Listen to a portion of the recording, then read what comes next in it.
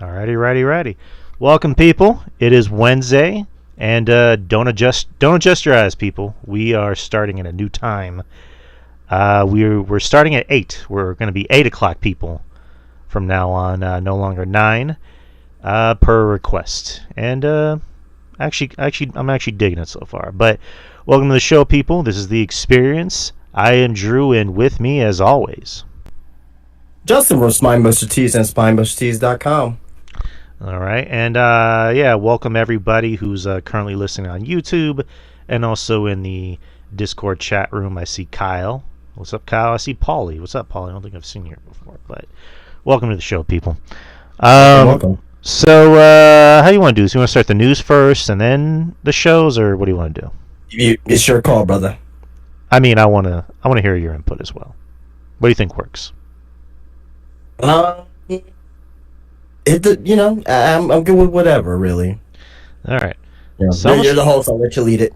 You got it, brother. Well, this is both of our shows. I don't like to say the word host, but yeah, let's start with the news. Let's start with the big news. So we've all speculated for a while that TNA would be getting a new TV deal away from their current one with the WWE deal going on, and they have. So on December the 2nd, so literally yesterday, it was confirmed that starting January the 15th, so next month or next year, TNA will be on a new network, AMC. It'll be known as Thursday Night Impact, and it will be 8 p.m. Eastern Time, 9 p.m. Eastern Time, running until 11 p.m., so it'll be a 2-hour show. So, yeah, good for TNA. I mean, we've all been kind of speculating where they should go. I believe AMC was a name that popped up. I know CW might have been a name that WWE might have preferred. Maybe even be on like Peacock or what have you. But now we got AMC. And then I also have a quote from Carlos Silva, who the president of TNA. He says, today is a milestone day for TNA Wrestling and truly the next stop in our story. Thursday Night Impact will air on AMC starting January the 15th, or originating from the Curtis Colwell Center in Dallas, Texas. Thanks to all the TNA fans, our staff, and dedicated athletes in the ring, plus the Anthem board and investors, as well as our sponsors and partners. 2025 was record-breaking. 2026 will be even bigger on AMC. He also clarified it will not affect the TNA Plus streaming platform, as users will be able to view TNA on both AMC and the promotion streaming site, so that's good. The show will also air on AMC's own streaming platform, AMC Plus, giving TNA fans a host of ways to watch the weekly television show. So that's pretty cool, because I know AMC Plus, it's kind of a cool bundle. So you obviously get AMC. You also get Shudder, and other networks like Sundance and IFC. Nice. And now you get to watch wrestling on AMC Plus. So that's pretty dope. And also their catalog. The new television deal with AMC will also not affect TNA Wrestling's ongoing partnership with WWE. So that's good, which they announced at the beginning of the year. Silva stated in an interview that the deal with AMC was due in part to their partnership with WWE, which has seen stars from both promotions appear on each other's shows. The first show of the AMC era of TNA will broadcast live from the Curtis. I just mentioned that. And, yeah, that's about it. So, good for TNA. Good for wrestling. Good for TNA for getting that deal. And like I mentioned, AMC is a pretty big deal. It's a pretty big network. And I'm happy about this because I want all wrestling to do well. In a perfect world, I want all promotions to do well, not just WWE. And lately, WWE's been kind of no bueno. And I want WWE to do well. I want AEW to do well. I want TNA to do well. So this is good for TNA. That WWE exposure helps. It's also good that it doesn't affect their relationship with WWE, because there was a rumor that apparently WWE was going to terminate the relationship, which I'm like, that doesn't make any sense. But Justin, what do you think about this new thing going on with TNA, their TV deal? I mean, WWE, they basically helped coordinate TNA to get this deal with AMC. They're going to be on Thursdays now. More eyeballs is going to be on the product. The big question I want to ask is this. Does it really matter? Are you going to go out of your way and watch TNA every week now since they're on AMC? I mean, Is the normal fan really going to go and watch TNA every week on AMC? I mean, you would hope so. But realistically, odds are probably not. But like I said, it's on a bigger network, so maybe it'll help. They'll have more budget now, and I'm happy for the wrestlers. I'm happy for the talent. I'm happy for another wrestling promotion being on a big network. This is the first time that I can think of, probably since the early 2000s, that we had 3 major networks working with 3 major wrestling companies. Because WWF back in the day was USA Network, TNT for WCW, and TNN, the original TNN, for ECW. Yes, sir. So this is a big deal. It is. And the fact that TNA is working with WWE, they have the partnership, is going to help them out. Now, I was kind of hoping that they'll stay on Thursdays, just because I don't want them to be on Wednesdays, because that's a whole nother can of worms right there. If it was on Wednesdays and the tribalism and like, oh, you know, fuck AEW and we want them to fucking die, and oh, fuck TNA, they shouldn't be on Wednesdays, AEW was ever. So no, TNA is on Thursdays. No. I'm saying if they were to go to Wednesdays. Okay. Yeah. So it's one of those things where I'm glad that the talent is gonna get more money out of this, because I believe the contract is $10 million a year or something like that. I heard it was like $10 million or $50 million, something like that. But they're gonna be making this, and you know that this is the next stop is WWE buying them out. Right. Buying out TNA. And if WWE is a buying TNA, I could foresee them really using it kind of like how they're using AAA. You know, take some of they'll still have the core aspect of the company there, but it'll just have a higher budget. That's number one. But also, number two, on top of that as well, they can send some of the talent that's not really being utilized on TV down to TNA. And be able to, you know, and also as well, don't forget about like the development of, you know, of other stars that could go down there. But also too as well, the videotape library, they finally use, you know, promotional packages without asking and stuff like that. Merchandise, video games, toys, things of that nature will be very good as well. But overall, good for TNA. And we'll see where it goes from here. I mean, I just really I hope that this does get more eyeballs on the product, but realistically, I don't really like if someone wants to watch TNA, they will just go out of their way and watch TNA already. They wouldn't really like they wouldn't really like right now. They can still go and watch TNA if they want to, if they can. Right. But those fans are choosing not to. But hopefully this will bring fans in. I mean, but TNA, let's be honest, they already fucked up. Already fucked up over the last couple weeks. Mike Santana's not even the champion anymore. Yeah, that's stupid. I hate that. A very, very, very, very bad decision in my opinion. For that, you know what I mean? So at least have him champion for at least a few months. But yeah, hopefully TNA does well, and I can't wait to see what they do in the future. So what TNA currently they're on Access, right? Correct. Okay, do you think that kind of what is holding people back from watching is that they don't have access? Not necessarily. I mean, I kind of think so, because like Access isn't exactly like a no, illegally yes, but we if you want to watch, like I said, if you want to watch TNA, you can watch TNA. No, I agree. Yeah, legally or illegally, it's just I see people talking about it's a big company. It is the third biggest company, so I'm not understanding that, but I'm not seeing to the point where it's like, oh man, you know, you gotta watch Bound for Glory. You gotta watch this. You gotta watch. I'm not seeing that with the with people trying to watch TNA right now. Maybe that will change. I hope it does change. I really do. But just right now, I just don't want us to bring up this story and be like, hey, TNA, they're going to be on another network. Great for them. And they're going to be on AMC. Great. Let's get out and watch it. Am I going to watch every week? Probably not.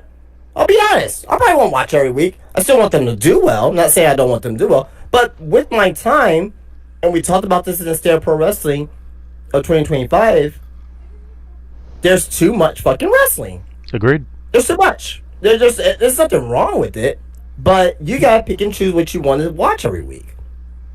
It's already hard enough to keep up with WWE shows. Then you got AEW. Then you got TNA. If you want to go to MLW, you can watch that. If you want to watch GCW, you can watch that. If you want to watch AAA, you can watch that. If you watch CMLL, you can watch that. If you want to watch New Japan, you can watch. There's a whole bunch of wrestling out there, which is fantastic.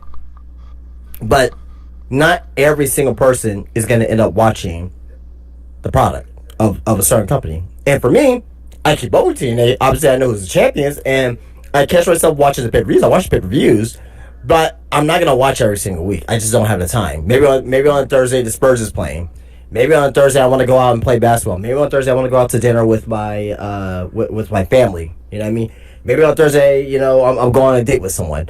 So it's like there's a possible way that I'm able to keep up with TNA. If you're a die-hard TNA fan, day one since 2002, you are ecstatic about this, and I am so happy for you. I really am.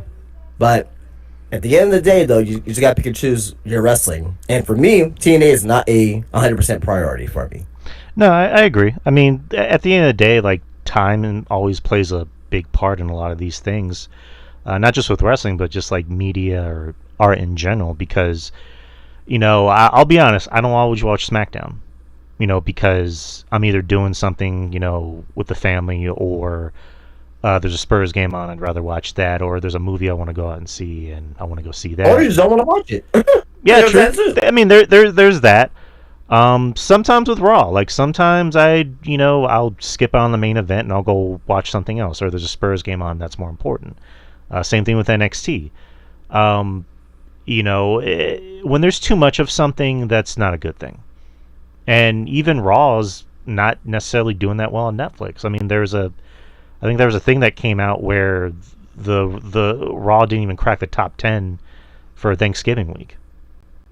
And, you know, the whole thing with and again, this is kind of a nothing because it's just like hearsay, but like, you know, Freddie Prinze Jr. apparently said that, you know, ESPN isn't happy about WWE. And I can kind of believe him. I mean, fucking Survivor Series was. Bleh. We'll talk about it. Yeah, we'll get into it. You know, yeah, it's just like, you know, if you're gonna be charging $30 on another streaming service, and you're not even gonna give people a chance to like not sit through ads, and again, that's a nothing thing. That's more just a me thing. You better give people something. You better give people their money's worth instead of just giving them, you know, bleh. Like, no one's gonna pay $30 to watch Yeet. I'm sorry. I know he sells merch, but no one, like, no, that's not enough. Oh, I mean, it's not just. I mean, it's pretty much the whole product right now. In the general. The whole product has glimpse of genius, but for the most part, it's not worth, you know, paying $30 a month. You know, and in some ways, it's not even worth buying a fucking VPN to watch it. So, yeah. Since you brought up Survivor Series, let's talk about Survivor Series. So, Survivor Series was on Saturday. It was in San Diego, California, at Petco Park. 46,016 people. So a lot of people went to this baseball stadium to watch Survivor Series. So, God help them. I was at a party on Saturday, so I had to catch the replay, so I didn't get a chance to see it live. But I did watch it the very next day. Yeah. So obviously. So let's get into it. So the first match was the Women's War Games match. You had Team Rhea, which was AJ Lee, Alexa Bliss, Charlotte, Io, and Rhea, against Team Asuka, which is Becky, Lash Legend, Nia, the Kabuki Warriors, which is Asuka and Kari. I'll say this. Between the two War Games matches, I would say I like this slightly better. That's not saying much. Yeah, exactly. Also, the crowd was just kind of weird. Was kind of weird that night because outside of I'm not skipping ahead, but outside of Cena, which Cena's going to get a reaction wherever he goes, and Dom and CM Punk, the crowd was kind of kind of sitting on their hands a little bit through the whole match. Like, I don't know, did you get that impression or was it just me? Crowd was terrible. Yeah, the crowd was terrible. Monday, and not to skip ahead, Monday, the crowd was like 1,000 times better. Like, they were reacting for everything, and that made the show a lot more enjoyable. But pretty much outside of Rhea in this match. Well, I'll just want to ask you, do you know why the crowd sounded louder on Monday versus at Survivor Series? Because they were in a smaller building. Well, but it's an outdoor arena. Outdoor arenas, for a large part, the noise is delayed for the most part. Mm-hmm. But even at that too, the crowd still sucked. I'm not making excuses, but I'm just saying that's why you can't really compare. Just because it's a smaller crowd, but also B, it's indoors versus outdoors. Like, of course, it's gonna sound louder for the most part. I figured, like, outdoor stadiums or outdoor arenas, whatever, I'm not crazy about because it just doesn't come off well on TV. I disagree about that because I thought the aesthetic of the stadium looked fantastic. Yeah, the you can see the skyline in the background when they were coming. I thought that was beautiful. It looked fantastic. And we heard loud outdoor crowds before that. We heard loud stadium shows before too as well. Like at Mania. Mania, was it Mania 40? I mean, you could pick. I mean, Mania. Mania 40, Mania 33, Mania 31, Mania 24. Like, there's been instances where outdoor arenas have sound just fine. Mania 19, like, it's fine. Mm-hmm. It's fine. It just, this crowd sucked. That's it. Mm-hmm. No, the crowd was just not good at all. And, nobody got a reaction. And again, I don't blame the talent because you had good talent. Even Stephanie didn't get a reaction. Stephanie usually gets a reaction. But, again, this match outside of Rhea, nobody really got a reaction. But yeah, going to the match... AO got a little bit of a reaction, too, to be fair. And then AJ got a reaction because people like AJ. But the match was, again, it was fine. There were some good spots. There was the funny spot with AJ where she's trying to give Io the trash can, but she can't reach, and then Rhea picks her up and helps her give her the trash can, and then Io does her annual War Games trash can spot. Lash Legend, I gotta say, looks like a star. And granted, she got no reaction, but that's kind of the theme of Saturday. But she looks like a star. She looked more confident out there. Nia, yeah. Everybody else, Alexa, I'm kind of done with her. That's just me. Charlotte, Charlotte's Charlotte. Charlotte's always going to be Charlotte. There's no other way around it. And the match ends with AJ giving was it Becky her submission hold? What was it called? Black Widow. Yep, that's what it's called. Black Widow, and then Becky taps out, so they're going to continue that feud, which good. And that's about it. But what'd you think about the match? It wasn't a War Games match. It wasn't this could have just been a traditional Survivor Series match. Agreed. I'm just gonna say this. Just because they happen so close to each other and it's the same concept, AEW's Blood and Guts matches blew these two out of the water. Period. It's you have these matches that typically is supposed to, I'm not a big, I don't get horny off blood like a lot of people, but I'll just say this. I certainly was wishing for more blood. Oh, Punk, that wasn't Punk bleeding. That was bullshit. All right? I didn't consider that like, oh my god, that was, oh my god, he was everywhere. And that went away quickly. Yeah, yeah. It's like he barely gigged himself, but whatever. But I just think that both these War Games matches weren't needed. They could have just been regular Survivor Series matches, and this concept is dead. Mm-hmm. AEW is doing a better War Games than what you're doing, WWE. Mm-hmm. Just the way that it is right now. That's one thing that AEW does well at is their blood and guts matches. But this terrible. Not to say the match wasn't bad. The Miz War Games match wasn't bad. It's just not a match that should. It wasn't a match that needed to happen inside of a War Games cage.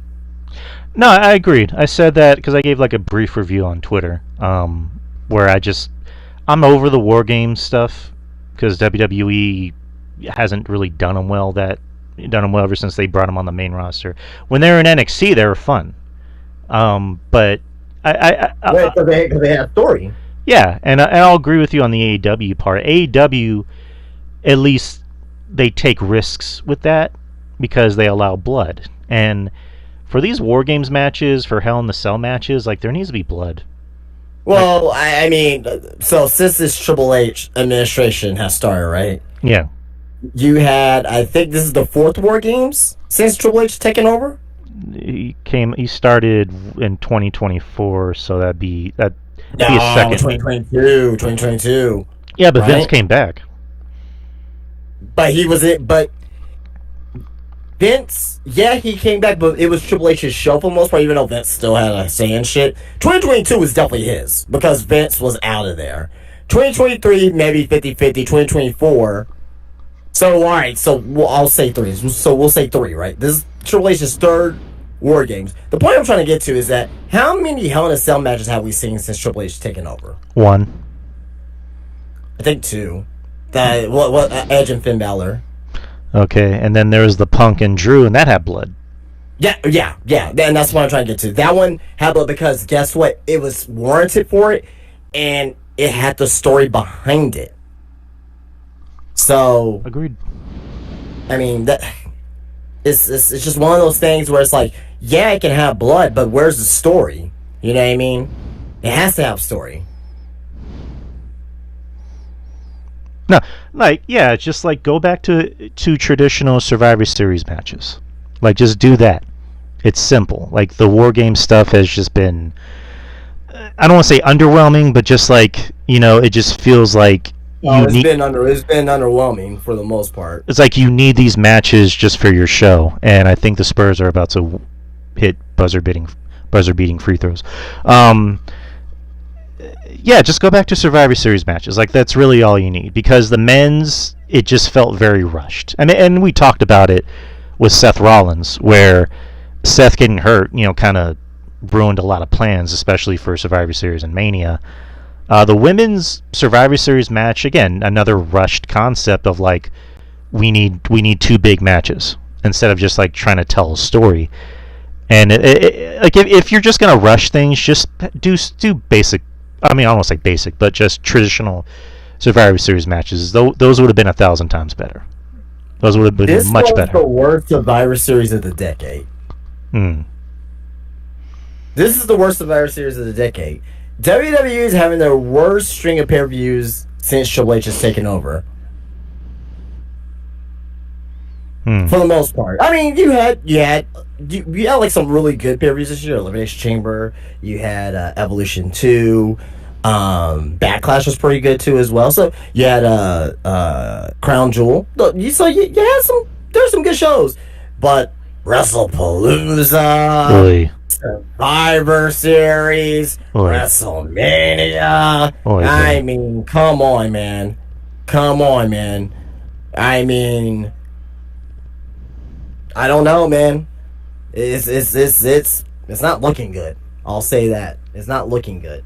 I hope 2026 changes things around, but it ain't looking good to me, man. I mean, and there's been speculation that Triple H doesn't necessarily have say in booking anymore. that TKO kind of plays a role in, a lot of the booking. And There's a lot of AI too. oh man, yeah, A AI. lot of the AI has been. God damn, man, fuck it. You already know how I feel about AI in certain aspects, man. This is Yeah. one of the things that this is the one things I don't like about AI, or it makes fucking people lazy.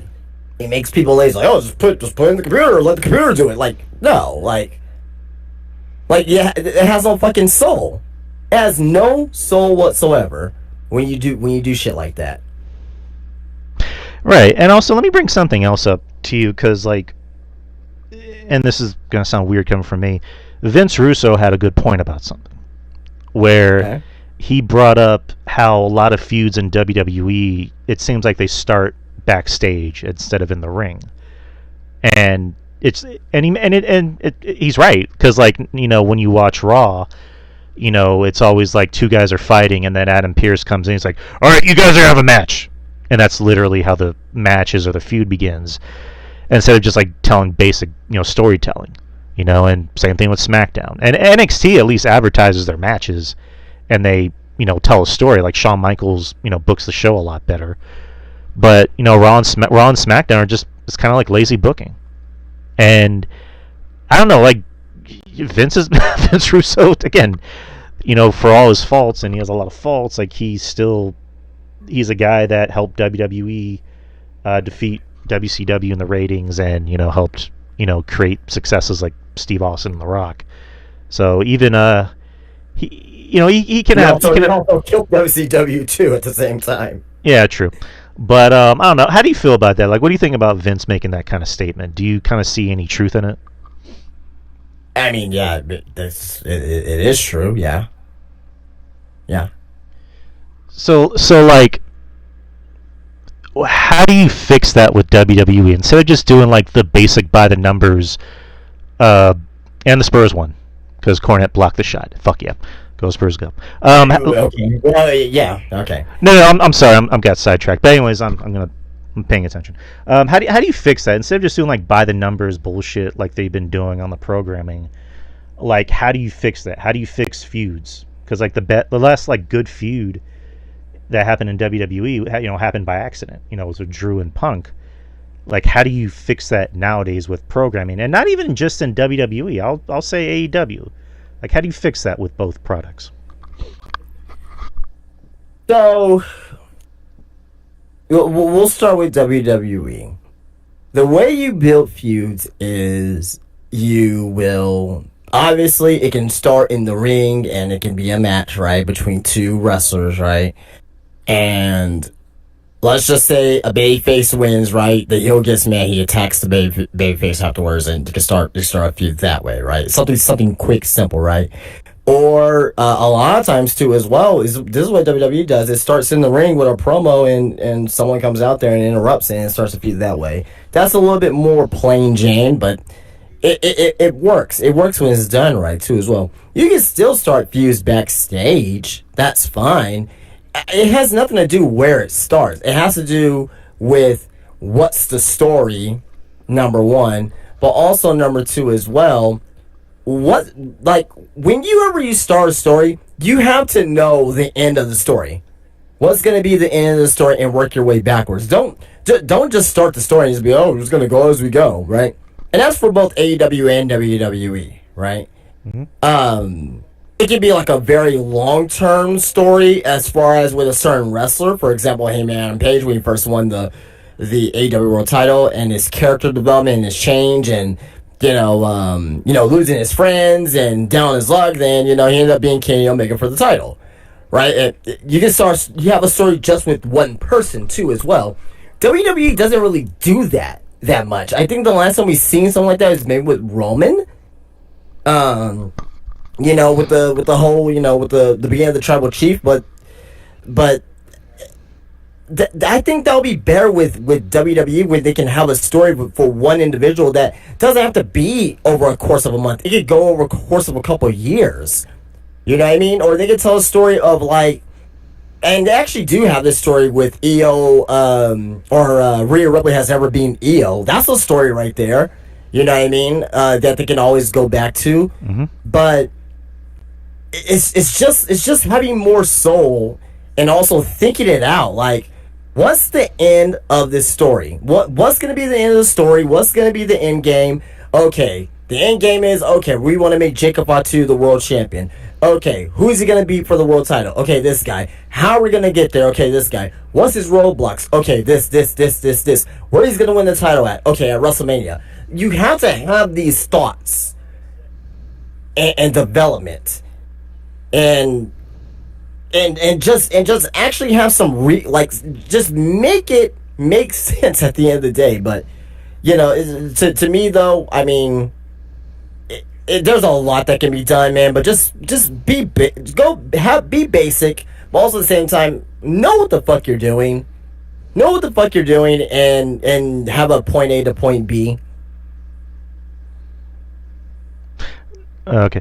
Let me just kind of piggyback off of that. Another thing is just like, you brought up the whole thing with Rhea and Io about Rhea's obsession with never beating Io. Like, they kind of gave up on that a little bit. And here's the thing. I didn't say obsession. I said Io has always been Rhea Ripley. Rhea's never been Io. That's the story right there. It could be 2 years from now when they come back, and you know what they can say on commentary? Rhea Ripley has never been Io Sky. That's your story right there. Right. Because, you know what I mean? It doesn't have to, that has nothing to do with Io being, with Rhea being obsessed about it. The story is that, Rhea has never been Io in a one-on-one match. Kind of like with Kenny Omega's one-wing angel. No one's ever kicked out the one-wing angel. Mm-hmm. That's the story. His fucking finisher, right? If Kenny Omega hits the one-wing angel, you know the match is over. Right. You know what I mean? Unless it's like a rope break or something like that. But like, no one's kicked out of it, right? And they can, eventually, I don't know if they're ever going to do this, but, the first time when someone kicks out of the one-wing angel is going to be like, holy shit, it's going to be a holy shit moment, right? And that puts a girl wrestlers, maybe not with AEW, but that you figure it'll be something like that. But, yeah, I mean, I just want more long-term storytelling that doesn't necessarily have to do with the week-to-week product. I just want stories that have like overarching, meaning to them at the end of the day. Yeah, and just like, that's what gets people to tune in. The Punk Drew stuff got people to tune in. This, stuff with Hangman and Swerve, I'll give them credit for that. That's what got people to tune in. So, not to say that nobody's really tuning in for either. I mean, yeah. But it's just like there's really no storylines that are keeping people invested. And, we can talk about talent all we want, but like what makes talent interesting is storylines. To me, in my opinion, not just characters, but a good storyline that you can like latch on to. But let's go back to the show. So the next match was Dominic Mysterio versus John Cena for the Intercontinental Championship. I said I was thinking this could have been the main event, mainly because it's John Cena, and it's Dom is over his shit, and he's in his hometown. So this to me could have easily been the main event, and it was sandwiched in between 3 other matches. But this had a big fight feel. Both guys were over. The match was good. I think the match in Boston was maybe a little better, but this was still just as good. You kind of figure there was going to be a lot of gaga, and I thought it was kind of funny how Raquel and Roxanne were involved. And then Dom did he did the spot where he pretended to be hurt, only for Raquel and Roxanne to go after Cena, and then Dom gets up, faking the whole time, and then pins Cena. He only gets the 2 count, and then there was the ref bump, which was I kind of figured was going to happen just by how the referee has positioned himself in the ring. John calls for another referee to come into the ring, and it's Liv Morgan, which I could have sworn Liv Morgan was going to be out a little longer, but glad she's back, obviously, because she was needed. And then she does another version of Cena's spot with Cody at Elimination Chamber, where she jumps in his arms and hugs him, and then the camera pans to her face looking psychotic, and then Which was fucking stupid. Fucking dumb. Yeah. And then she kicks Cena in the balls, and then Dom goes for the... Like, why do they have to do that? Like, does WWE think we're stupid or something? Like, why do they have to do that? I mean, why not? I don't know. They couldn't do anything else creative? Yeah, true. I mean, but it didn't really bother me. Like, I didn't really see it that way. See, that's the issue right there. Fans are accepting this shit, and that's why WWE is doing the shit that they do, because fans are accepting the shit that people are going like, oh my god, look, this is like Elimination Chamber. No. We just saw this what was it, 8 months ago? Like, come on, man. Like, well, 10 months ago now, but my point stands. Like, it's WWE. Obviously, they look at online and they see the positive reactions with it. Am I glad Liv is back? Absolutely. I love Liv Morgan. She's one of my favorites. But they could have done it a different way. Like, they just rehashed something that was done 10 months ago. Like, come on. Stop being lazy. Write something better than that. You got a handful of minds back there, and you just went with something that was done 10 months ago. No, the thing is, I'm agreeing with you. The thing is, I'm agreeing with you. Like, could they have done some creative? Like, yeah, but it's just like, I didn't really think too much of it.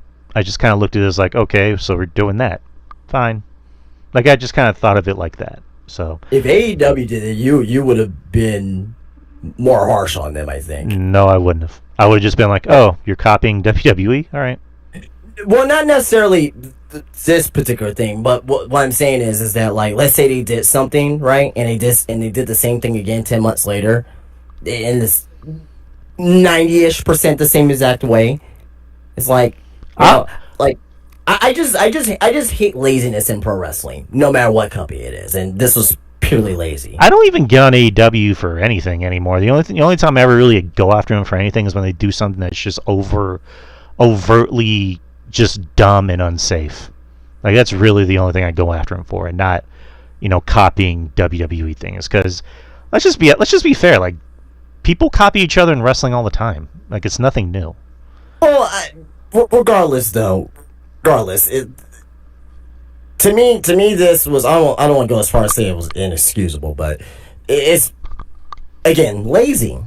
Just lazy. And that's what WWE's been doing all year long. Just being fucking lazy, just doing what they want, just be like, hey, we'll get by on this. Oh yeah, you know what, you're gonna like it. No, like, this is the type of shit that we got to put our foot down on. Like, we can't just, like, let this fucking company do whatever the fuck they want, and this is why they're barely getting by on the shit that they're doing right now, because fans like us is just accepting the shit.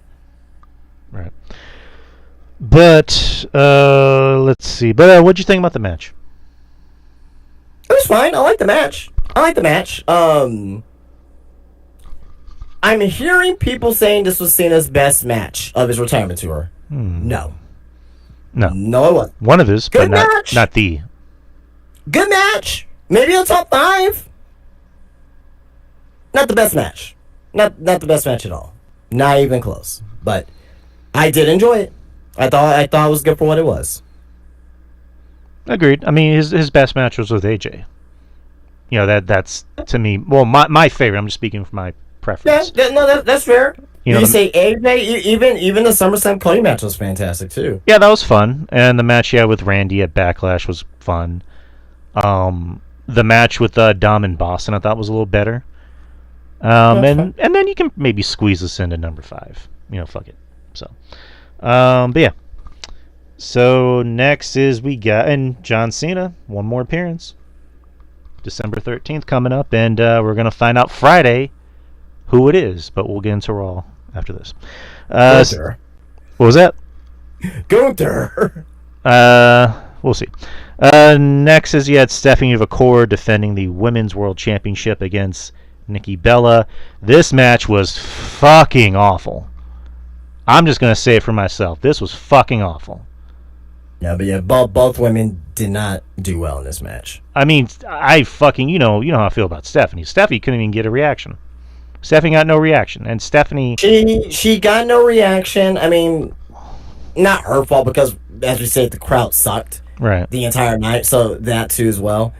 Um, this wasn't her best match either, though. No, You know what I she mean? couldn't pull a So- good match out of Nikki. Like that's just. Oy. Well, Nikki sucked too as well, but Stephanie didn't do too high either. So I think it was like maybe like 70% Nikki's fault, 30% Stephanie's fault, but they're both at fault. Yeah, this was bad. There were botches. Stephanie again had to carry her, and she didn't do that well either. I gotta be honest. I gotta call it my favorites. This was not Stephanie's best outing, and I'm glad I'm hoping this is the end of the Bella thing. I don't want to see her on TV anymore. The heel turn didn't make any sense. The heel promos didn't make any sense, and nobody cares. Nobody cares about this. I don't want to see Bree. I know Bree was like, I want to be with my sister. No one cares. No one wants to see it. I don't care that they get a reaction. They have a fan base. She sucks. She's fucking awful. This was awful. Just like dreadful to watch. But Stephanie won, which good.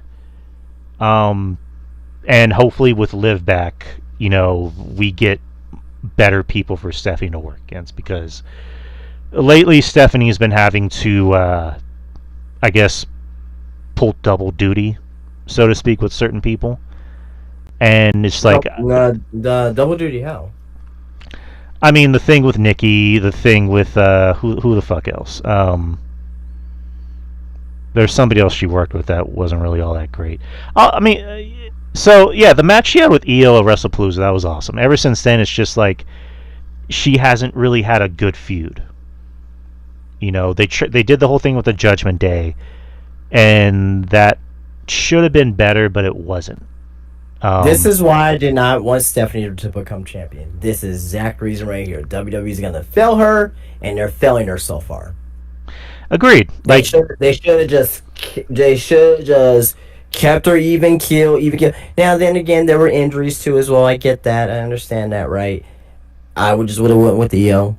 True. I just would have went with the EO and just let Stephanie continue to build herself up. Then probably I wouldn't have been mad if Stephanie would have won the Royal Rumble. I wouldn't have been mad at that. But they rushed her to the top. This is why you do not rush anyone to the top. They're doing it wrong with Stephanie. They're doing it right with Braun Breaker.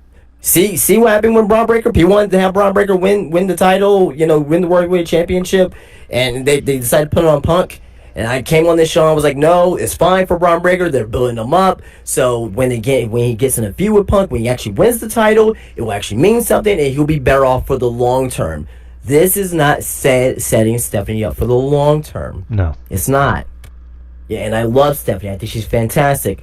But this is why you got to make sure when you have your new talent that when you put the title on them or when you put them in situations like this, that they are ready. Being Io Sky at WrestlePalooza, although it was a great match, doesn't necessarily mean that she's ready and that the fans are 1,000% behind her. Fans are behind Stephanie, but I have seen some backlash on Stephanie because she was pushed to the title too fucking soon. Mm-hmm. You can't, I love pizza. Doesn't mean I want to eat pizza every fucking day. True. I love ice cream. Doesn't mean I want to have ice cream every night. Burgers, tacos. You know what I mean? Right. It's sometimes it's bad to have too much of a good thing. We still have turkey left over from Thanksgiving, and there was a point after a few days where I'm like, I don't fucking want turkey.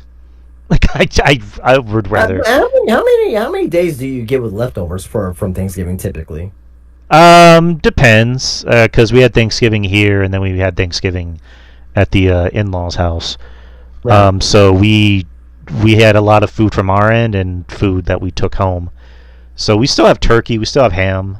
But yeah, there's a lot left that we can do other shit with. But yeah, there was a point where I was just like, I don't want turkey. Please, I don't want turkey. Can I have something else? I usually get to about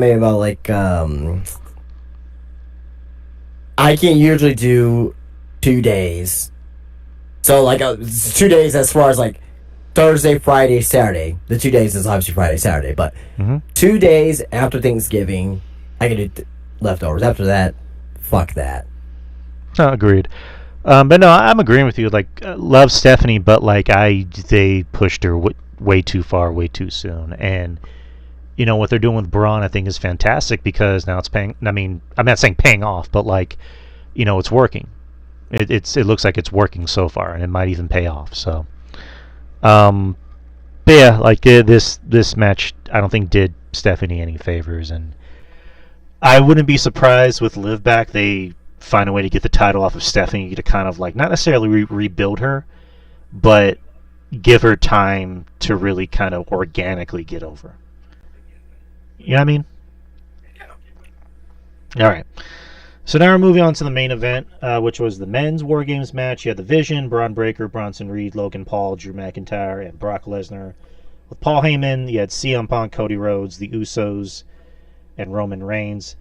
Small note, condolences to CM Punk and AJ Lee. Their dog Larry passed away on Monday. Punk was wearing a jacket on Saturday that said Larry's dad. So I'm assuming he was not doing so well either way, heading into Monday. So, and anyone that knows CM Punk knows how much he loved that dog. For sure. He even had shirts made of him. Even he has shirts. Larry has his own action figure.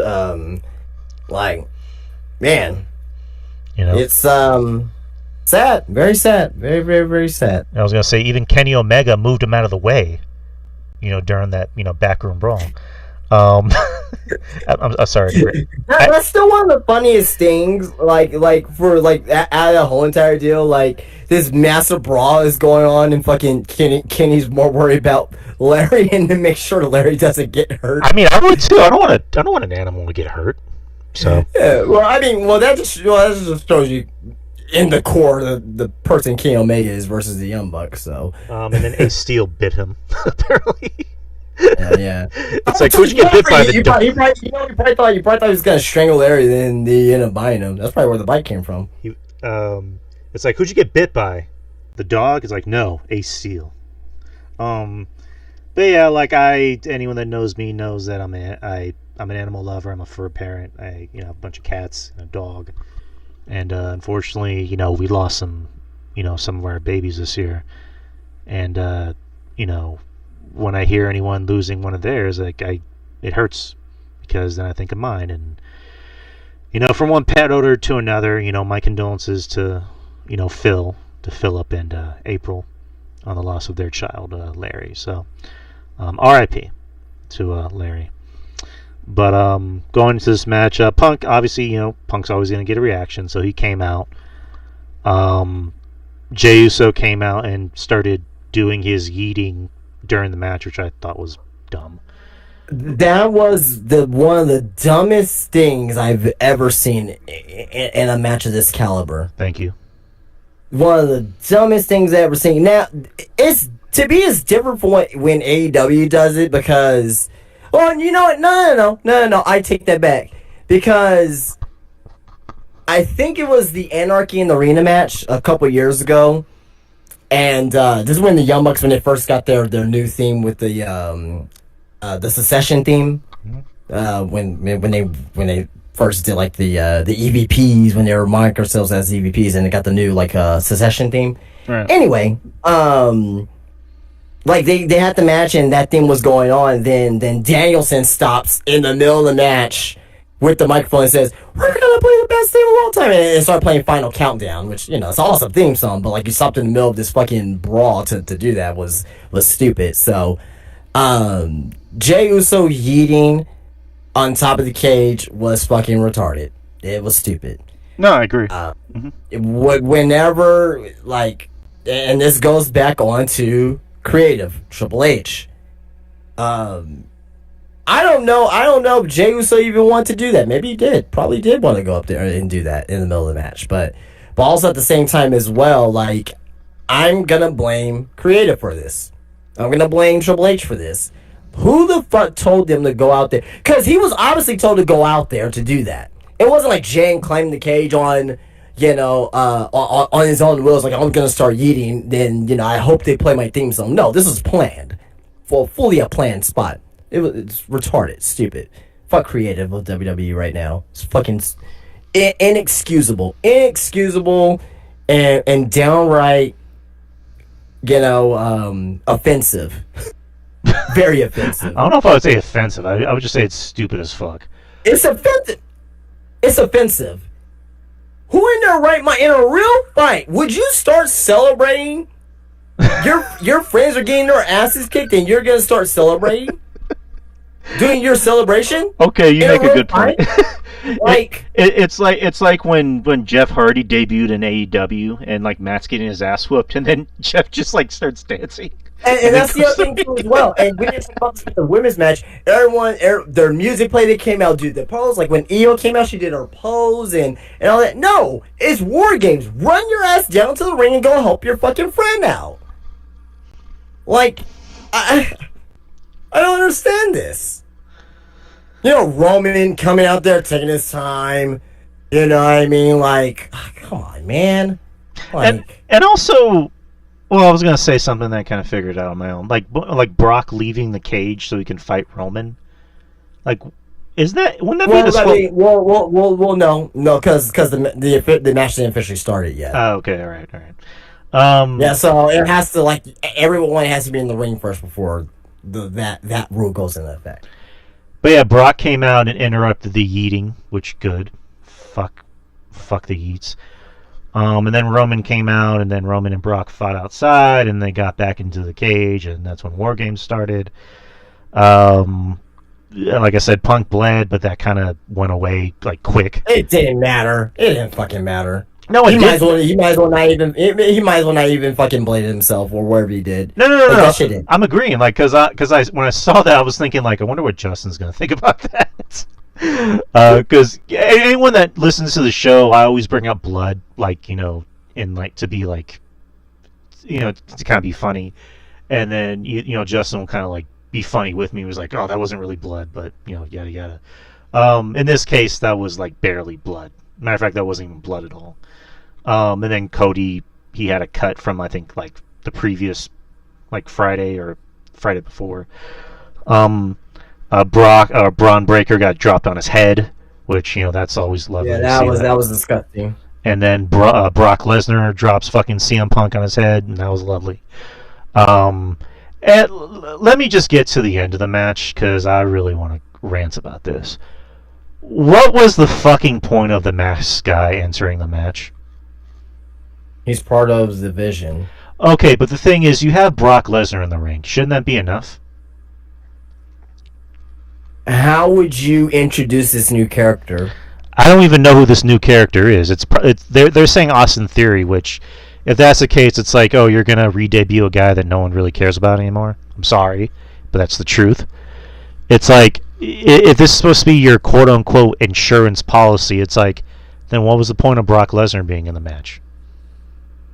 I think this was always going to be the finish no matter what, even if Seth Rollins was healthy. Well, it's stupid. I don't like it. It's dumb as fuck. I don't even care if it's Austin Theory. I mean, they're saying Montez Ford, which that'll be fun because God knows I want to see that guy as a single star. I'm sorry, but I do. It's obviously not Seth. They're playing around saying it's Seth. I'm no, he's hurt. Stop. No, it's not. That's not Seth. No. It's not Jericho because he's not going to get his 54-year-old ass climbing the cage. It's too tall to be Jericho. It's somebody that's really fit, and you're probably going to roll your eyes at me when I say this. It's someone that's really fit and has a big ass. So I don't know who it is. What the fuck? I mean, that guy had a donk. I'm sorry, I'm not gay or anything, but that guy had a donk. Okay. He had a dump truck on. I wouldn't describe it like that, but hey, man, if you want to describe it like that, man, hey, it's a free country. Hey, man, I'm just complimenting another man. All right, I'll stop. But yeah, just whoever that is. I mean, I'm in some ways I'm kind of glad they didn't reveal it on Monday. Take your time with it. I have a feeling and I'll jump ahead a little bit. I have a feeling we're gonna find out who that is on January. Was it January 5th? The first Yeah. Raw of the new year. So Yeah, he's gonna help Braun Breaker win the title. yeah, I think that's who it's gonna be. So, but yeah, the Division One, which I kind of predicted, because it's like, okay, you have two. Sorry. Just go back to this real quick. So are you hoping that it is Montez Ford, or like who do you want it to be? I would want Montez Ford because, like, again, a fresh face, someone who's talented, someone who actually gets a reaction, like someone who I actually want to see something out of. Okay. Austin Theory, I don't hate him, but it's like this guy's already been overused, and he's not over. At least Has he gotten a fair shake since Vince left?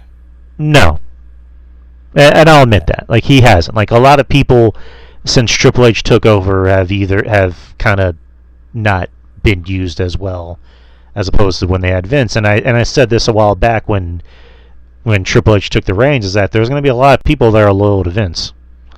You know, there's going to be a lot of people that don't vibe with Triple H the way they vibe with Vince. I mean, look at, well, it's been a lot of old timers like, Bobby Lashley and MVP. And then you had who is the big Jack guy who played guitar, Rick Boogs. Like he was on television a lot more when Vince was around. Then as soon as Triple H took over, he wasn't on television as much. So same thing with Austin Theory. Austin Theory was like pushed to the fucking moon. Like this dude was in main event segments. He was in opening segments, middle segments, and main event segments. He was Money in the Bank too. Exactly. Hey, what's up, Thrillex in the YouTube chat? What's up, man? But yeah, he won Money in the Bank, and then he fucking he lost it trying to cash in on the U.S. Championship. Which was, what terrible, but yeah. But Austin Theory, again, good look, not a terrible wrestler, has a good personality, but it's one of those things of just like if you see it's Austin Theory, it's like, is anyone gonna react? But then again, is anyone gonna react to whoever it is, regardless, unless it's like a major star? Yeah. So I mean, I hear what you're saying, but like, it sounds like you're half pregnant with it, like just like kind of almost singling out Austin Theory. If it was anyone else, like, would it matter? True. Like the only people that will like actually get a reaction is someone like Jericho. It's not Jericho, but I'm just saying like someone like Jericho. Someone like a Seth Rollins, you know what I mean? Someone in that nature. Like if it's Austin Theory, it's gonna get a mini pop. If it's Montez Ford, it's gonna get a mini pop. It's not gonna be like, oh my god, holy shit. Or Ethan Page. Ethan Page can be another name. Yeah, but they're not gonna pop. I will love it. Don't get me fucking wrong. I'll love it. But he's not gonna get that reaction. True. The Thrillex and YouTube, you get when you go to notifications, mark it as personalized, so that way you get notified when the show comes up. But yeah, just to go back, like Ethan Page, I think would be a good name. But yeah, to be fair, I don't really think any.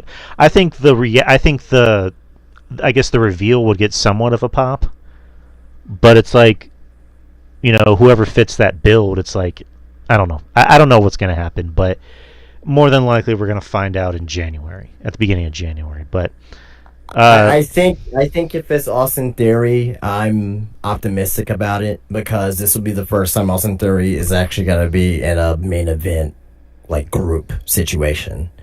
Like, spotlight's gonna be on him, and he's young, and I just think that'll be a good opportunity for him. Very true. But that was a Survivor Series. I did not like it. I gave it a D, maybe like a D or a D minus. Not a very good show. To me, I don't know where I'd put it as far as like the worst PLEs of the year, but it's definitely in the top 3. But I know you weren't really too fond of it either. But how would you? Go ahead. I'm sorry. No, I was gonna say, bad show. I give us a 3.5 out of 10. Possibly, I I liked WrestlePalooza more than other people. I'm not saying it was a good show, but like I liked it more than most people. This to me, between WWE and AEW and everything that I've seen this year so far, TNA, AAA as well. This to me is the worst pay-per-view of the year so far. And we only got, I mean, not so far, but like we got a month left, so I don't think it's going to get much worse than this. To me, is the most worst. The reason why is because every single match on here, except for Cena and Dominic, didn't really have any feeling towards it. No. No feeling. Just there. Crowd sucked. Nothing happened. No major return. Like, it was soulless. At least with AEW, I mean, at least guaranteed one banger a show. Rare if you like that particular style of match or whatever it is or not. At least you're guaranteed one match. Was like, okay, that's a good fucking match, all right? May not be worth waiting, the 7 hours to get to that point or wherever, however long the pay-per-view is, but at least you have one match. Like, okay, that was a good match. I didn't really feel that in this show. Yeah, Cena and Dominic was fun, but I didn't really think it was like a great match. Like, they could have just done that on Raw. Could have done the same thing on Raw. Could have done the same thing on SmackDown. You know what I mean? Wasn't even better than their first match. So, bad show. Terrible show. The worst Survivor Series of the decade. This is the worst year for WWE of the decade. 2020 is better than 2025. I don't give a shit what anyone says. 2020 is better than 2025. At least in 2020 they were trying new stuff, and they were trying new stuff, and they were trying to make it fun at least.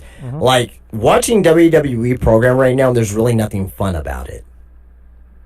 Yeah, I mean, because a few years ago, it actually, I got that old feeling back of like I need to watch Raw, I need to watch SmackDown, I need to watch NXT. I want to see what's going to happen. Now it just feels like a chore again, and I hate that. I hate when something that I love feels like a chore. Like I don't like that feeling. So again, I echo your sentiments. Like I hope 2026 is an improvement, not just for WWE, but I'm as of right now, I'm not seeing how we can do that. There will be brilliance, of course, right? There's gonna be great moments, right? I mean, one of the greatest moments in WWE history happened this year with John Cena turning heel. Again, the moment that happened, the follow up was awful, terrible, right? But I'm talking about in that current moment when we were watching Elimination Chamber, and when that pay-per-view went off the air, we witnessed one of the greatest moments that we ever seen. Period. Yeah. But this year, I don't know, man. I mean, we're looking at WrestleMania, possibly a Cody versus Roman again. I don't want to see that. Why would I want to see that? I don't either. Let's just kind of, I don't want to see that. I'd much rather see Cody and maybe Punk, or maybe Roman versus Punk. Roman versus Punk seems like a bigger matchup, and also they have the Zootopia. This should be the two matches for the world titles. You got Cody versus Punk. You got Braun Breaker versus Seth Rollins. I'll be fine with those two matches. Well, I'd rather see Roman versus Punk because I think there's more to that. I know they've been teasing Cody versus Punk for a while. Yeah. And it's like, if you're going to do it, maybe this year is the year to do it, but, but Punk's the champion. Who's the champion? Who's the champion going into it? Punk? No, or Roman? No, true. Like, Punk's going to be the champion going in. And then he beats Roman? Yeah. I mean, that's your big money match. I mean, at this point, does Roman need to win? Does Roman need to be a champion anymore?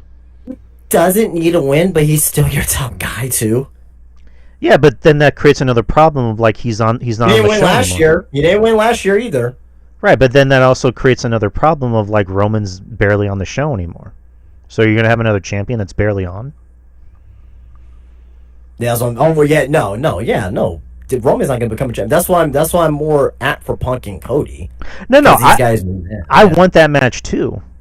But like I don't know, and then also that also creates a problem. Like what do you do with Cody? Like, I mean, maybe I'm just going off of my needs. I'm like, have Obafemi win the Rumble and beat Cody. But No, I don't think that's going to no, happen. no. You no. Again, you're doing a Stephanie VAQUER route right there. You're pushing him way too fucking soon, and all he can do is go down from there. Obafemi, he's gonna be a perennial main eventer for years if done right. You don't need to True. push him immediately. Like, So I mean, I had an idea that I pitched on Monday where I was saying, on the January or the first Raw of January, Braun beats Punk because whoever the masked person is comes out and screws over Punk, and then Punk can feud with whoever the hell that is, and then Punk could either win the Royal Rumble or win the Elimination Chamber and go after Braun for the title at Mania. Because I hate the fact that WWE got rid of house shows because because a lot of guys and girls need that exposure in front of other crowds. For someone like a Braun Breaker, like yeah, they're pushing him the right way, but not over pushing him. So him working with a Punk, I think, could really benefit him well, and him, so working with you're other thinking people. about Braun and Punk and Cody and Roman? I mean, I think they're going to do Cody and Roman. That kind of seems like the way they're going to go. Granted, I don't want to see it, but I think that's going to happen. Yeah, right. And that's also the big money matchup because they're going to be in Vegas again, and they're teasing it. I mean, they teased it at a Survivor Series where Cody didn't want to shake Roman's hand and Roman didn't want to shake his hand and blah, blah, blah. And now Roman and Punk are, besties, essentially. They were just in that Zootopia movie, which I fucking loved. So I don't know. You can do Roman and Punk down the line, but I think they're gonna go with Roman and Cody part Trez. And I don't know, but that's man. That's I don't know, man. I don't know. I don't know about that. I mean, now this was brought up, months ago, and I was like, well, he ain't doing that anytime soon. I think the only way to make Cody and Roman different and probably something worthwhile watching is if they turn Cody heel. Yes, like Cody, and I don't know. This kind of gets overused. The topic of like they need to turn someone heel. Blah blah blah. It's like why though? At this point, Roman's gonna be over as Rover no matter where he goes. People love Roman. He's the badass babyface. Cody's still going to be over and sell merch and sell tickets and get a reaction team. So him being a heel I think makes sense because he could play the heel character a little better and that would maybe not necessarily revitalize him but make him more interesting again. And he's been a heel before and he's actually a pretty good heel. When he was dashing Cody Rhodes, when he was the psychotic Cody Rhodes, or when he left WWE and he was in the Indies or TNA. Yeah, when he was in the Bullet Club. Yeah, Cody Rhodes, like fucking fantastic shit. I still that one clip. I don't know why it's funny. Like when he whispers into Marty Scurll's ear, "I hope you fucking die," and then he just like smiles at him. But no, he can be a heel. He has it in him. Like Dusty is a much better babyface. Cody, I think, Cody's a good babyface, but I think he's a much better heel, in my opinion. No, he's a great babyface. He's a fantastic babyface. It's just that I think that the dynamic of what the story that they're trying to tell, I think Cody probably would need to be heel. If not heel all the way, at least playing the heel character for the feud. And having that edge and, not necessarily, smiling and kissing babies and all that shit. And also another thing with Cody and RJ, shout out to RJ. I remember he brought this up to me a long time ago. And this is when Cody was in AEW and he was, actually getting booed in AEW as a face. Is that something about Cody can be very condescending. Like, whenever he talks, he doesn't do it as much anymore. in WWE. He did a lot in AEW where he was just trying to be the cool babyface or trying to be the nice babyface, and it just came off as very condescending. And do you think that was manufactured though? That he was being condescending on purpose? yes and no. I also think Cody, just judging by like how I've seen him in interviews, he just comes off as a dude. Like he just seems like someone who has a very cynical, sense of humor, and he doesn't really take too much seriously. So I just think that's his sense of humor, and maybe because a lot of people don't get sarcasm. Like sarcasm goes over a lot of people's heads, Right. and so maybe that's another thing. But I don't know. To me, I think Cody being a heel is the next big thing you can do to really put butts in seats. But then again, it's like with WWE, I mean, Triple H can take risks, but it's also a thing of like, do we really want to turn one of our top babyface draws heel? And if we do, we need to have a good idea for it. So here's my line thing, because I'm always thinking about the I'm always thinking about like not just the on court, but I'm also thinking about the off court and the the money making of WWE. So if Cody turns heel, he's one of the big top merch sellers, right? Jay is frustrated right now. I'm not saying he's turning heel, but I'm saying he's having a frustrated character right now. And in potential, WWE may want to, look into that of him maybe turning him heel, right? Who is going to be the top drawing baby face as far as money, as far as merch? Cena's gone. Punk, wherever he's heel or baby face, it's not going to affect his merch at all. Like, who you think will be that guy? Or gal. Could be gal, too. That's a good question. Jay turning babyface, I'm not sold on, because I'm not babyface, heel. I'm sorry. It looks like it's gonna happen, but I'm not buying it. I'm not buying Jay as a tough guy. I'm not buying. I mean, when he was you don't buy anything that Jay does. So at this point, I'm not buying it, because when he was the right hand man of Roman Reigns, that's when I was buying it, because he was a lot more reserved and less over the top. Now that he's the Yeet Man, or as I call him, Poochie the talking dog, like it just seems very manufactured. And who's Poochie? The Simpsons, you remember? I haven't watched in years. It was an old episode. It was what is it? Homer made a new character for Itchy and Scratchy, and it was Poochie the talking dog, and it ended up being fucking terrible. And they did the whole thing of like Poochie died on the way back to his home planet. You explain it. I don't know. Sure, it was funny. I'm sure it was funny back in 1991 or wherever it was, but I haven't seen it. I'm pretty sure I've seen it before, but I just don't remember. But that's one of my useless pop culture facts. But yeah, the whole Jay thing, I'm not interested in. Yeah, he gets a bit. It's one of those things of like, yeah, he gets a big reaction, and then what? Where do you see Jey Uso in the next year or two? I don't know. I really don't know. I don't know how you can make the heel thing work, because not necessarily him having to be heel, but like in the next 2 years, do you see him like, either getting better as a babyface, or he really plays into his heel character, or it's the Usos again? He's out of WWE. He's in AEW. Like where do you see him in 2 years? Because to be honest, I don't know either. Let's still see him in WWE, but I just think that he's just gonna be a guy on the roster, kind of like still popular, right? Still popular, but obviously in 2 years, his popularity is probably gonna wane off a little bit. And I mean, I already heard. Yeah. Well, no, I don't think so. I mean, it's getting that way.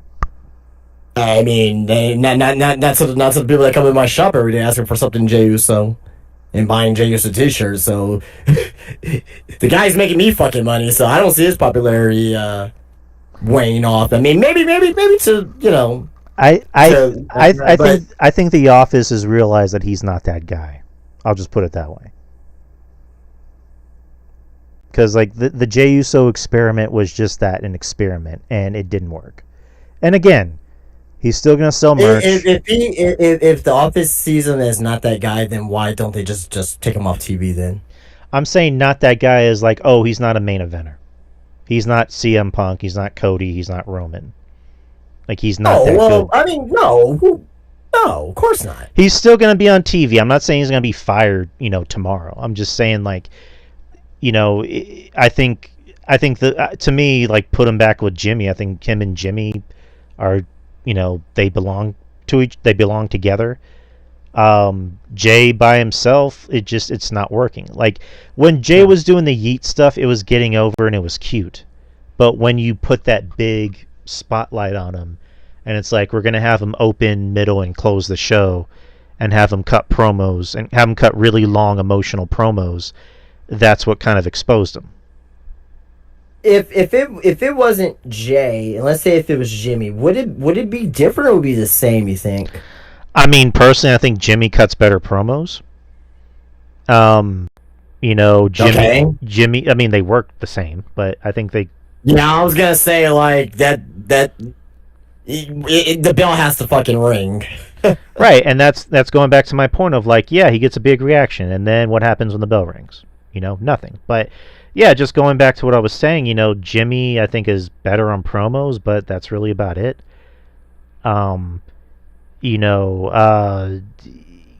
Jey Uso's like that really popular actor that you're like, oh, why isn't he a bigger star? And then you see him being put in like the leads for big Hollywood movies, and you're like, oh, that's why. He's better as a supporting actor as opposed to a lead actor. Like, that's the best way to put it. Yeah, sure. To me. No yeet. Anywho, so let's go to Raw, and since we're talking about Jey Uso, the semifinals for the John Cena Time Is Now tournament was Jey Uso versus LA Knight, and LA Knight won. Which I think a lot of people were kind of betting the farm on Jey Uso, but LA Knight won by doing not what do you call it? Not a schoolboy, but like pinning the back of his arms. Like, a flash pin. There you go. So LA Knight won, which I'm happy because I like LA Knight. I think LA Knight is a guy who I think I would say use him more, but he's also I would say maybe has like 2 or 3 good years left in him. So it's like, I don't know, if you're going to use him now. LA Knight is Jey Uso, but he can cut a promo and has personality. Yep, and he can have... He's a little bit better in the ring, too. He's a little bit better in the ring, too, but it's... I mean, it's... He ain't a needle mover. I think he has... He's not a needle mover. Okay. He's not a needle mover. Okay. I mean, he's not a Roman. He's not a Cody. No. He's not a Punk. No, he's not a needle mover. He's not Rhea. Rhea's a needle mover on the women's side of things, True. But happy for LA Knight. He's going to move on to the finals, which is going to be this Friday. And Jey Uso's mad. Like, Jey Uso pushed over the Prime cart, and in the back cut a weird cry yelling promo, which he does that an awful lot. He's like, man, Oos. Roman was right, Oos. And just walks away. So, yeah. But how do you feel about LA Knight winning? I don't care. Okay. He's losing to Gunther. What? Who cares? I mean, I haven't even said Gunther won.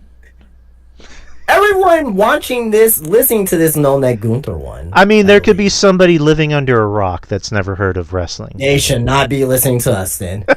We're the wrong fucking podcast to be listening to then.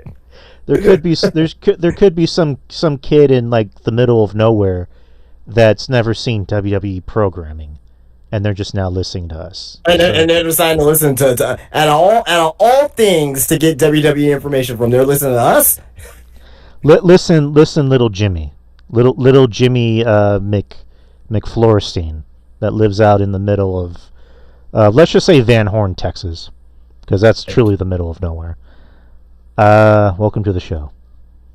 You're imaginary, so I'm just imagining that you exist.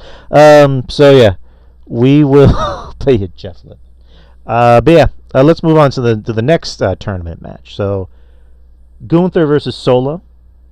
The previous week was Solo versus Penta, and Penta got hurt, so they had to call the match early, and Solo won.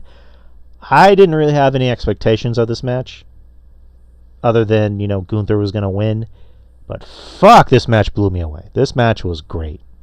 This was the best I've ever seen Solo look. Gunther to me has made more people look good. He has done an amazing job. I mean, he made Jay look salvageable in their match. And he had a good match with Carmelo. He had a good match with what's his name? With Javon. To me, this was the best match because he was able to pull a great match out of Solo, and he made Solo look like a main eventer. Solo's been doing very well in this role. Character-wise, yes. Like he's been funny. He's been fun to watch. But as far as a match goes, this is the best I've ever seen Solo look because you actually got to it's definitely up there. Yeah, you, for sure. you actually got to see Solo work like a killer. Because he's the son of Rikishi. He's the nephew of Umaga. I mean, he uses Umaga's move. And I don't think we've seen Solo look like this in a while, if not ever. And he looked like he belonged in the ring with Gunther. And I think a lot of that is Gunther. I know Gunther gets a lot of hate, which is weird. Because I don't fucking know why, but... I mean, I've said. I can see why. I mean, I don't hate. I love Gunther. I think he's fantastic. He's one of the best in the world. But I can see why people may not like what he does. He's always involved in either a championship match or like something very, very important, or to win something. So in this case, like this tournament, he's gonna win this tournament, right? His matches. And I'm not saying this as a bad thing. I'm not, because I love him, and I think he's one of the best in the world. But a lot of his matches are the same, and some people may not like that. He's not flashy. Yeah, like and that's fine. That's fine. I mean, some people like chocolate ice cream. You know what I mean? But and there's other people who like vanilla.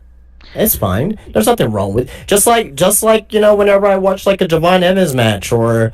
A Kenny Omega match or Will Ospreay match. Like I don't like I love both. Like you can love both, you can hate both, right? But but at the same time, I can see why people may not like Gunther's match style. I can see why people may not like a Will Ospreay match. He can adapt to any style.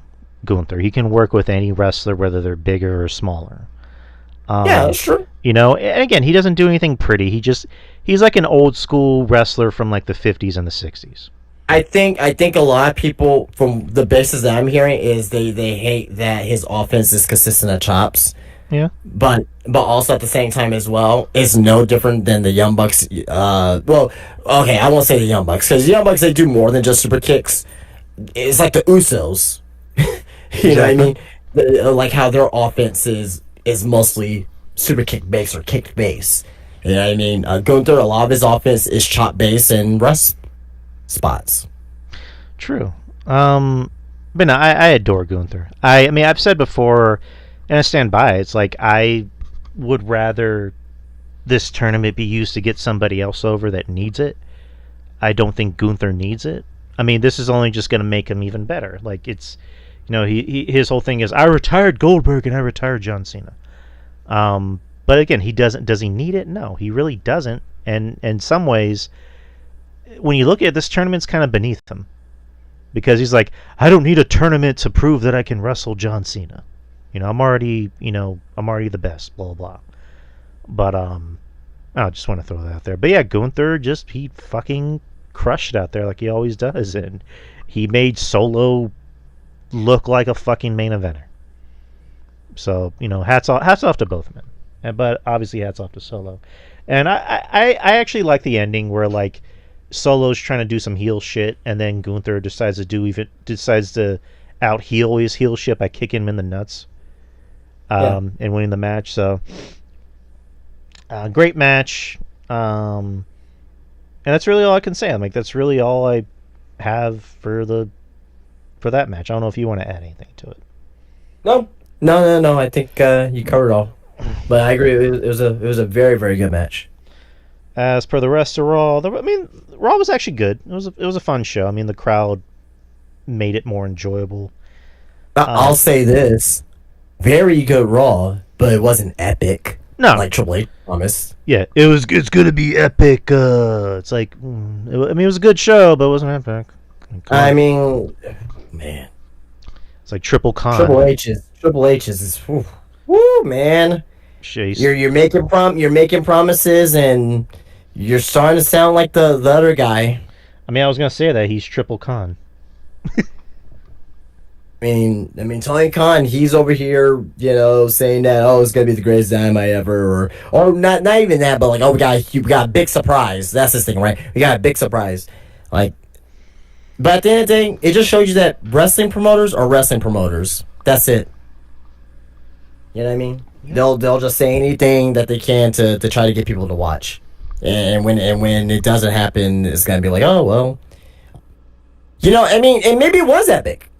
It maybe to him it was epic. Maybe we are just having our expectations, or we have higher expectations than what Triple H has. He may have lower expectations, or maybe Raw to him was epic. Maybe Raw was epic to the 9-year-old or the 10-year-old. Yeah, maybe it's not fully lying, right? Right. Kids. Are different. Kids are gonna enjoy things 1,000 times better than adults. Oh my god! Like, I had a kid that came in my shop earlier today, and he was like, did you see Raw? Did you see Braun Breaker? And like, I was like, yeah. But he was very excited about it. He was like 19 years old or whatever, right? I mean, we're mid-30s adults here, so Again, I'm not laying Triple H off the hook, but I'm just saying that, maybe kids who are younger are watching the show way different than what we are. Yeah, because, that's how we were when we were kids. We thought Buff Bagwell was like a big fucking star. And looking back on it, it's like we should have known better. I mean, he was over, though. Anywho. He was over. He was over. For in that 2001, the guy was over. Yeah, It wasn't main eventer. I'm not saying it was. I'm not saying it was main eventer. I'm saying the guy was over. Buff was the stuff, according to Scott. But yeah, moving on to the rest of Raw. Speaking of Braun Breaker, he came out and cut a promo. Paul Heyman was able to get him a match against Punk for the world title on the first Raw of January after Braun pinned Punk at Survivor Series, and then Braun went into full Steiner mode, calling Punk a soft ass bitch, and yeah, it's just like, again, going to Steiner mode, dude. Like, that's what I love to hear. And at the end of the promo, he slams the microphone onto the mat. It bounces, and then Logan Paul catches it, which I thought was fucking awesome. And even he's like, "Damn, what the hell was that?" So. The first Raw of January is going to be CM Punk versus Braun Breaker for the world title. Punk was not at Raw for obvious reasons, like we just covered earlier. But we kind of divulge what we think might happen. But how'd you feel about the promo on Monday? That was a great promo, man. I think it's best promo he's ever done, ever cut. Exactly. Loved it. Mm-hmm. Yeah, when he goes into full Steiner mode, that's when he's at his best. When you have Uncle Scotty, who's known for cutting these great, just shit-talking heel promos, like, that's all you need. But yeah, the rest of Raw, Liv Morgan come out, which I thought I didn't like how that was presented, because I was thinking, like, because she's talking about how the Judgment Day is kind of falling apart, but I was expecting her to turn on Rox. Like I was expecting that. I was really expecting her to turn on Rox and kick Rox out of the Judgment Day, but she didn't. Or I was expecting the Judgment Day to kick Liv out. Why? Why? She's been gone. Okay. She's been like, ain't that the wrestling trope? When you're gone for a while from a group and you come back and you talk shit about the group, aren't you the one to get kicked? She was talking shit about the group. Yeah, but she's kind of like the new leader, or I guess they're new Rhea. But so if you were part of a group, right, and someone of that group, right, of higher stature, they are gone for a while, right? They are gone for a while for whatever reason, injured, whatever the case may be, right? They end up coming back and they start talking shit about how they were not as successful when you were there. Would you sit there and take that? Well, you saw Finn and JD were kind of like giving those faces in the back. So I do think that may be a thing that happens down the line. This current iteration of the Judgment Day is not going to last. Liv, to me, is the one that's going to be on the outs, probably along with... I see them both getting kicked out. Because Dom is going to be a huge face in 2026. Like, there's no ifs, ands, or buts. He's going to turn babyface in 2026, and he's going to be a huge babyface. Mm-hmm. For a while, then until, people start turning on him, so... Yeah, because that always happens. Yeah, it was kind of a weird promo. The rest of Raw... let's see what we got. You had the World Tag Team Championships. You had AJ Styles and Dragon Lee, or AJ Lee, versus the New Day. Fun match, and I liked the ending. I liked how, Dragon Lee went for his double stomp, and then it countered into AJ doing his finisher. So I thought that was fun. I like the pairing of AJ and Dragon Lee. They're a fun tag team to watch, and anything with AJ I'm always game for, and anything with Dragon Lee I'm always game for. So, like this. And then the Vision promo we already talked about, the Sol Sikoa match. The main event, which was discussed earlier in the night, is you had Rhea Ripley and Io Sky versus Charlotte Flair and Alexa Bliss to determine who's going to face the women's tag team champions next. And I like this match. This is actually a very good match, and it seems weird for me to say actually with the talent that was in it, but I wasn't feeling it going in, because I'm like, I don't know if this should main event, but it ended up surpassing my expectations. Again, the crowd was hot. The crowd, got to give it to the crowd. The crowd to me can always be what makes or break a show, and in this case they made the match mean something. And I like Charlotte having more of a personality around Rhea. Because for the longest time, Charlotte was always very stoic for the longest time, and she always relied on being too much like her dad. Now that she's with Alexa, now that she's around Rhea, she has more of a personality, and she seems like she's being more of herself, as opposed to just being a character. So I like how this is working.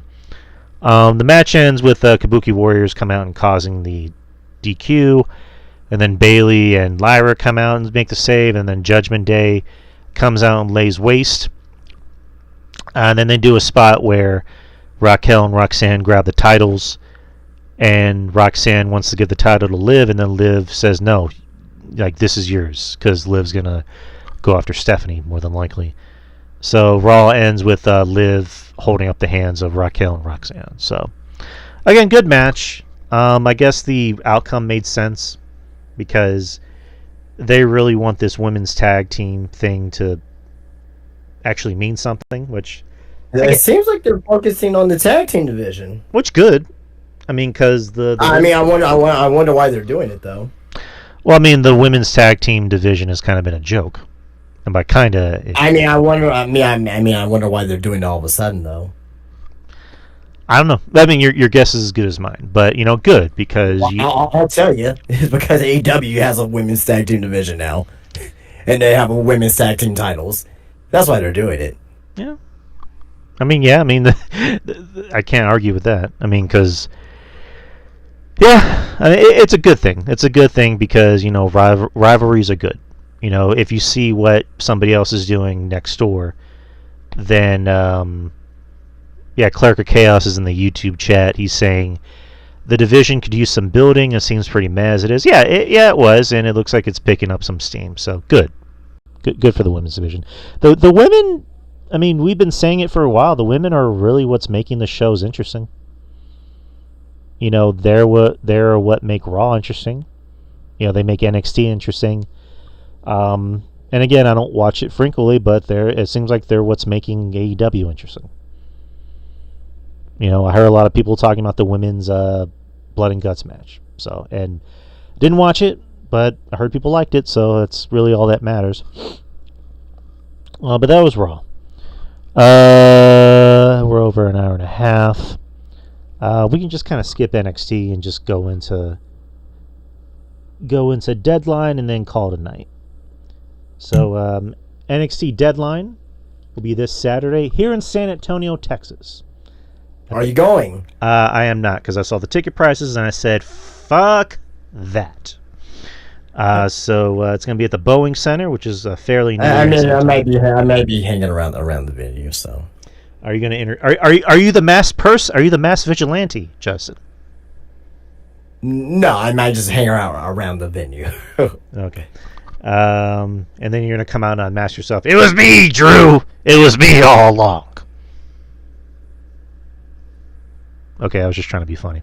But yeah, NXT Deadline is this Saturday. And me and Jeff are gonna be covering it, like we usually do with the NXT shows.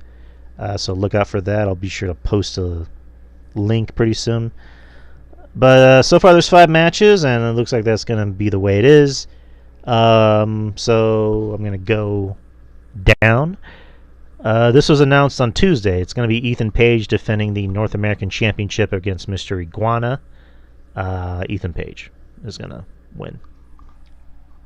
Dude, why is Mr. Iguana on the fucking show? Because he gets a reaction.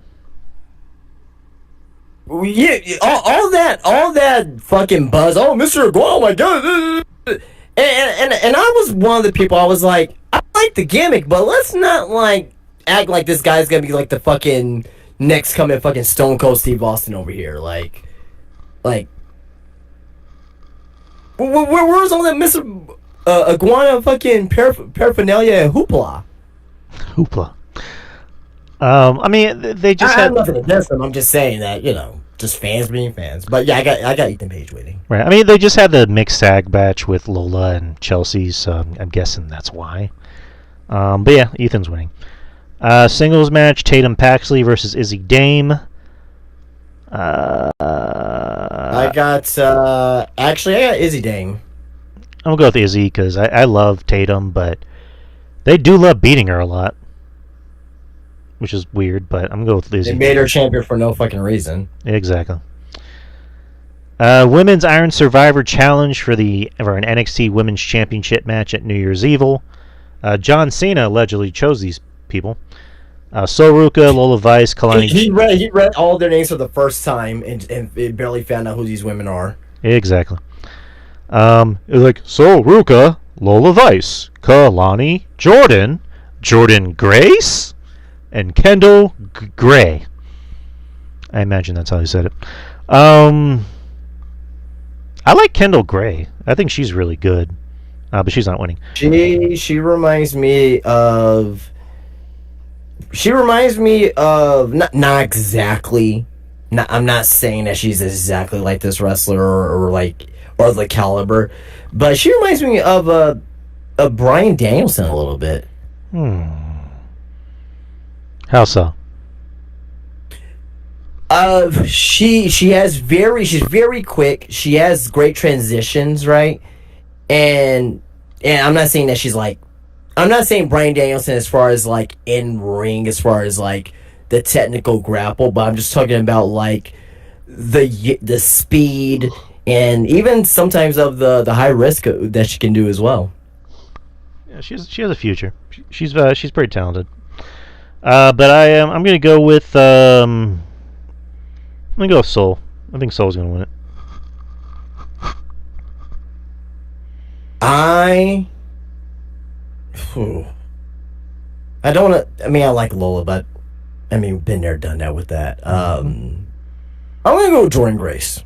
Okay. All right. Seems like a safe bet. Men's Iron Survivor Challenge for the NXT Championship match at New Year's Evil, which John Cena apparently chose these.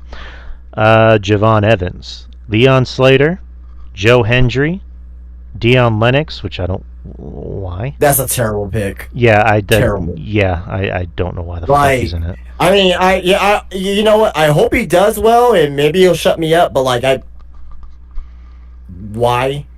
Random. I mean, I get it. The whole point of NXT is to build new stars, but it's like, why not give Trick another chance? And I know Trick is going to the main roster pretty soon, but it's like, why not just let him have this match? But whatever. Yeah. And then Miles Bourne. Javon, I think, is going to win. Javon, yes, but I wouldn't be shocked if Joe Hendry wins. Oh yeah, because he's now officially with WWE. So. Yeah, he just signed, and they probably want to get their money's worth. I mean, I don't know if I want to see a Joe Hendry versus Ricky Starks match, but No. And then speaking of Ricky Saints, NXT Championship match, which will more than likely... No, this isn't going to be the main event. This is going to open the show. They announced it on Tuesday. No. Ricky Saints versus Obafemi, which, if it's opening the show, you can kind of tell where this is going to go. But yeah, Ricky Saints is winning, and Oba is going to go to the main roster. We see a return in this match. Return of who? The Don NXT, Tony D. Where the hell is he? Because they did the Sopranos thing where, like, somebody was over his shoulder and then the camera cut to black. So, like, where the hell has he been? Who the fuck knows? I know, allegedly, I read allegedly it had something to do with injuries. So they just let him have time off, but I don't know. That'd be fun. But that's Deadline. Like I mentioned, me and Jeff are going to be covering it this Saturday. So look out for that. It'll be live here as well as live on the YouTube channel. Which, that's the end of the show, people. We did an hour 42. And that's all we need, people. And again, thank you to Justin for making these shows work the way they do. And for just being awesome. You're awesome, Justin. Thank you. Thank you. You're welcome. But yeah, like I mentioned, from here on out, these shows will be at 8. They're an hour early. So 8 o'clock, people. Ocho. But yes, shout out to everybody. Shout out to Wrestling Soup for allowing us to be on this platform, Mish and Joe. Right. Shout out to our other friends. Shout out to RJ, little RJ, the Brooklyn Savage. Do you call him? Oh well, yeah, it is little RJ. but when you first said that, well, why you call him a little for? But that's his. Yeah, it's actually his name. So yeah. Well, for the most part, fair play. For the most part, I just say RJ, but I'm just saying little RJ.